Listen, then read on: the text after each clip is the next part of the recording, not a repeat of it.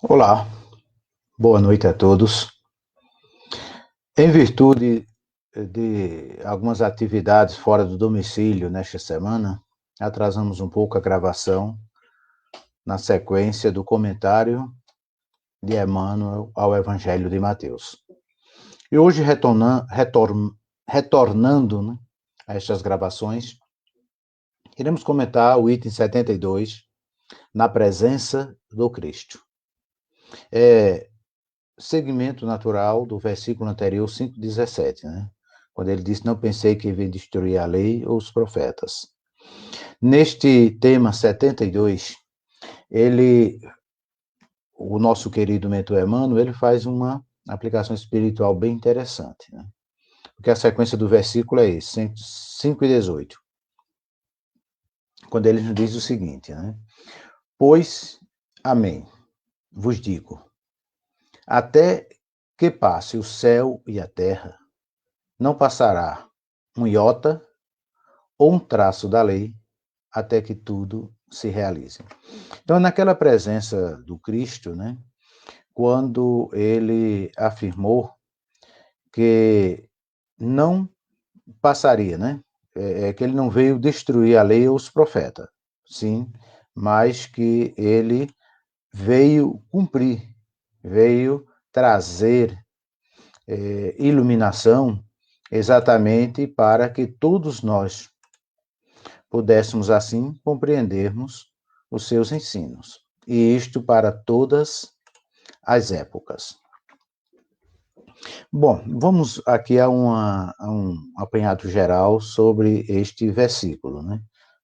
Apresentando alguns pontos teológicos, coisas simples, para compreendermos melhor a aplicação do nosso querido Emmanuel a este versículo. Então, subtende-se que a lei, neste versículo, né? Pois vos digo, né, que até que o céu e a terra passem, não passará um iota ou um traço da lei até que tudo se realize. Mateus 5,18. Substante que a lei e os profetas jamais seriam revogados, porque, segundo a própria doutrina judaica, o céu e a terra são eternos, eles não mudam. Então, jamais iriam passar ou passar. Isso tanto lá em Baruque como em Lucas 16, 17, quando o Cristo se refere, né, que são eternos. Então, o que teria que mudar seria o estado evolutivo dos seres que habitam a Terra, encarnado e desencarnado, mas não os céus e a Terra. A expressão até que o céu e a Terra passem, provavelmente é uma fórmula comum para mostrar a invariabilidade da palavra divina. Deus não muda. Posteriormente, Jesus empregou quase essas mesmas palavras para indicar que suas próprias palavras eram invariáveis, onde diz: passará o céu e a terra, porém as minhas palavras não passarão. Então, nós compreendemos a partir deste ponto que quando ele diz nem um i ou um tio, né, ou como um traço da lei, ou iota, passe, né, mas que as suas palavras não passariam. Isto é, o i ou tio, assim traduzindo mais para nós hoje, né, o i seria o iota no grego, que é a menor letra, né, é a letra iode do grego. E no hebraico, é a menor letra do alfabeto, né? O iode. Iota no grego, né? Iode no hebraico. É a menor letra. É aquela que praticamente não interfere em nada em sua formação na frase. Mas Jesus disse que não passaria. E, evidentemente, muitos não chegavam a compreender porque as interpretações, e mesmo que passam de gerações em gerações, é um Deus associado a algo material. As bênçãos, né? Quando a pessoa consegue comprar alguma coisa, uma casa, um carro, aí, às vezes até coloca lá no carro, foi um presente de Deus, foi Deus que me deu. Então, associa muito as questões espirituais às bênçãos materiais. E neste comentário, Emmanuel justamente apresenta isto, né, o importante, sobretudo, é a presença do verdadeiro Cristo, Cristo espiritual, bem mais do que o próprio Cristo histórico, como muitos apresentam, né?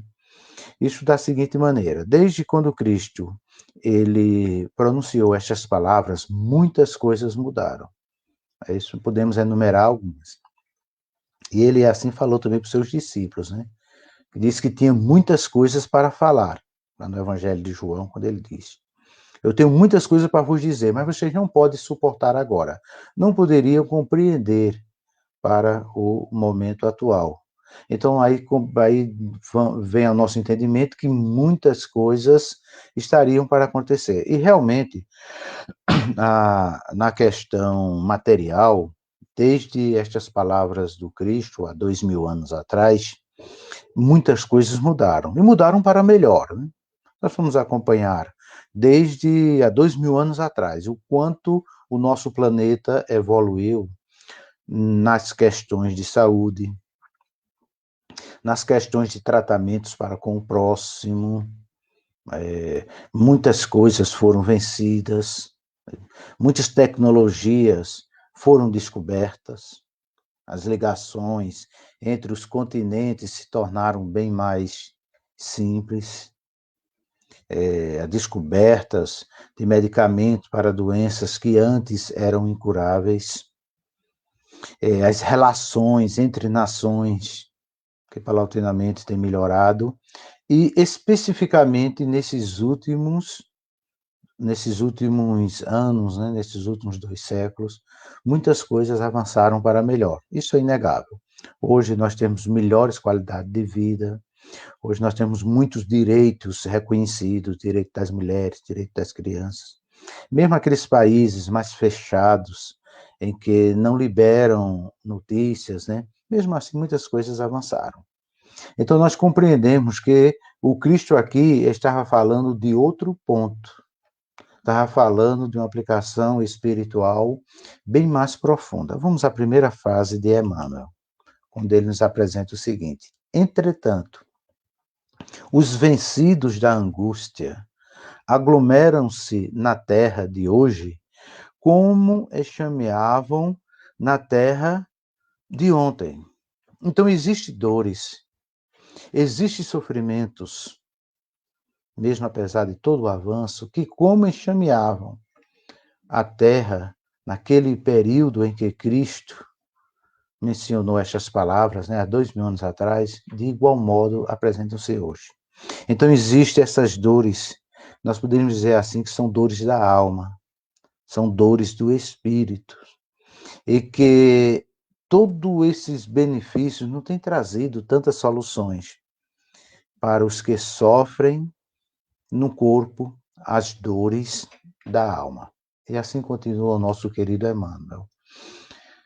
Encontram-se despojados de esperança pela deserção dos afetos mais caros e abeiram-se ao suicídio.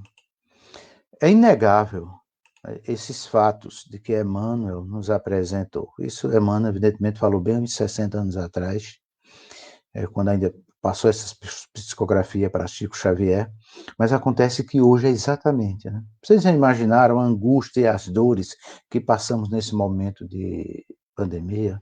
O quanto aumentou os suicídios e as dores? Então, existem coisas que ainda não estão resolvidas. Então, evidentemente, quando Jesus aqui estava falando dessa mudança, seria uma mudança espiritual. É aquela mudança que muitos, né, companheiros de outros segmentos doutrinários apresentam como sendo a vinda de Jesus, a morada no céu, a nova terra, a nova Jerusalém. Nós espíritas apresentamos como um mundo de regeneração. Então, haverá uma evolução para um padrão melhor, padrão moral, isso se referindo à questão do espírito. Nestas questões que são apresentadas pelo Cristo, nós precisamos mentalizarmos o espiritual. porque há uma tendência muito forte de nós focarmos muito a matéria, vermos um Deus como se fosse um homem, né? Sentado no trono, sendo ali ladeado por anjos superiores que atendem suas ordens, né? Então nós temos essa visão materialista. E Cristo, tantas vezes, quando estava aqui conosco, aqui no planeta Terra, ele dizia para os seus discípulos, dizia para todos: meu reino não é deste mundo. Deixe os mortos enterrarem seus mortos. E ainda hoje, parece, né, que a grande maioria ainda não despertaram que o que nós vivemos na carne é uma prisão para poder haver alguns resgates, porque o reino de Cristo não é deste mundo. Não é deste mundo palpável, desse que nós pegamos. Qualquer coisa que nós vemos ou pegamos, nós não podemos levar para o reino espiritual. Então, tudo que nós podemos pegar ou ver como matéria, não poderemos levar. Então, se trata de uma questão espiritual, de uma mudança de padrão, uma mudança de vibração espiritual. Precisamos esquecer um pouco a carne como foco e atender às palavras de Jesus quando disse: buscai em primeiro lugar o reino de Deus e a sua justiça, e as outras coisas virão por acréscimo. Quando ele diz buscar em primeiro lugar o reino de Deus, evidentemente ele estava se referindo ao reino espiritual. O reino de Deus é um reino espiritual. Não é esse reino aqui da matéria, nós podemos ver, podemos pegar. É um reino em que as coisas são eternas. É exatamente para este ponto que chama-nos Emmanuel neste comentário. Aí diz aqui, ó, transviam-se no pretérito e renasceram, trazendo no próprio corpo os sinais aflitivos das culpas que resgatam, pedindo cooperação. Então, por que acontece todos esses desastres, todas essas misérias, tantas coisas que às vezes não compreendemos? Isso é a bondade divina nos dando a oportunidade do resgate. Como ele diz para Pedro: Pedro, quem com ferro fere, com ferro será ferido.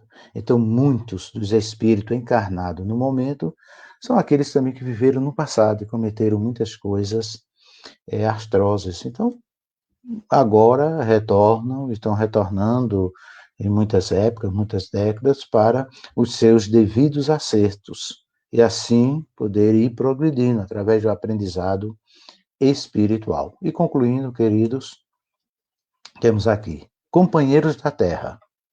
Isto, evidentemente, Emmanuel, quando passou a psicografia, ele estava em nosso lar. Né? Ele estava no plano espiritual. Companheiros da Terra. Quando estendes uma palavra consoladora, ou um abraço fraterno, uma gota de bálsamo, ou uma concha de sopa, aliviando os que choram, estás diante deles, na presença do Cristo, com quem aprendemos que o único remédio capaz de curar as angústias da vida nasce do amor que se derrama sublime da ciência de Deus. Então podemos aqui compreendermos que a maior ciência que precisamos aprender para tornar este mundo melhor e também para que todos nós tenhamos uma vida melhor, não são as ciências matemáticas, ciências quânticas e assim por diante. É a ciência do amor. O amor fraterno, esse amor divino, esse agape que parte de Deus. Então, isso sim é a ciência que, como humanidade, precisamos aprender para que não se haja agressões entre nações, agressões entre pessoas, né, agressões de todos os tipos. Então, é necessário amar ao próximo como a nós mesmos. Que todos tenham uma excelente noite e possamos continuar nesse convite especial de Emmanuel para vivermos na presença de Cristo. Paz, luz a todos. Até breve.